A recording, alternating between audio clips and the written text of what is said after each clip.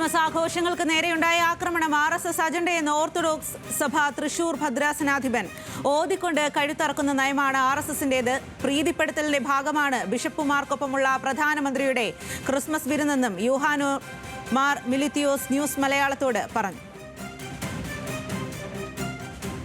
അടിസ്ഥാനപരമായി ഈ RSSന്റെ ഒരു അജണ്ടയുടെ ഭാഗമാണ്. ഒരേ സമയത്ത് ഇവരെ പ്രീതിപ്പെടുത്തുന്നുവെന്ന് വരുത്തി തീർക്കുകയും അല്ലെങ്കിൽ അഭിനയിക്കുകയും അതേസമയം തന്നെ ഇല്ലാതെയാക്കുകയും ചെയ്യുക. ഈ ഊതിക്കൊണ്ട് കഴുത്തറക്കുന്നു എന്ന് പറയുന്ന ഒരു മലയാള പ്രയോഗമുണ്ട്. ഇതാണ് വാസ്തവത്തിൽ ഇവിടെ സംഭവിക്കുന്നത്. നമുക്കെല്ലാം അറിയാം ആത്യന്തികമായി RSSന്റെ അജണ്ട എന്താണ് എന്നുള്ളത്.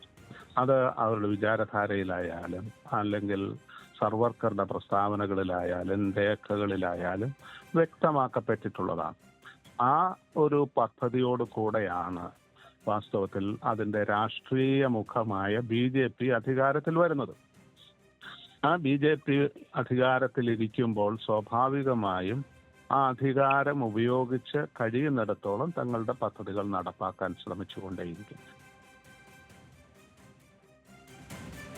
വിവരങ്ങളുമായി ലെവിൻ കെ വിജയനാണ് ചേരുന്നത്. ലെവിൻ, BJPയും അതുപോലെ തന്നെ ഹിന്ദുത്വ സംഘടനകളും ക്രിസ്തീയ ന്യൂനപക്ഷങ്ങൾക്ക് ഒപ്പം എന്ന് പറയുമ്പോഴാണ് ഇപ്പോൾ ഇത്തരത്തിൽ വലിയൊരു വിമർശനവുമായി ഓർത്തഡോക്സ് സഭ രംഗത്തെത്തുന്നത്. എന്താണ് തൃശൂർ ഭദ്രാസനാധിപൻ പറയുന്നത്? അദ്ദേഹത്തിന്റെ വിമർശനങ്ങൾ ഏത് രീതിയിലാണ്?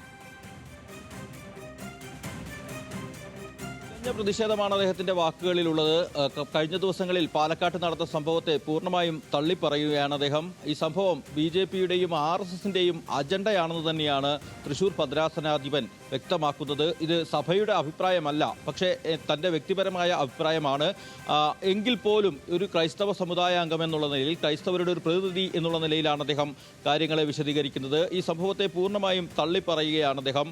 കേരളം പോലൊരു നാട്ടിൽ, ഇന്ത്യയിൽ തന്നെ ഇത്തരത്തിൽ സാഹോദര്യത്തിന് വലിയ പാരമ്പര്യമുള്ള നാട്ടിൽ ഇത്തരമൊരു സംഭവം അരങ്ങേറുമ്പോൾ പ്രധാന നേതാക്കൾ മൗനം പാലിക്കുകയാണ്. നേതാക്കളുടെ മൗന സമ്മതത്തോടു കൂടിയാണ് ഇത്തരം പ്രവർത്തനങ്ങൾ പ്രാദേശിക തലങ്ങളിൽ നടക്കുന്നത്.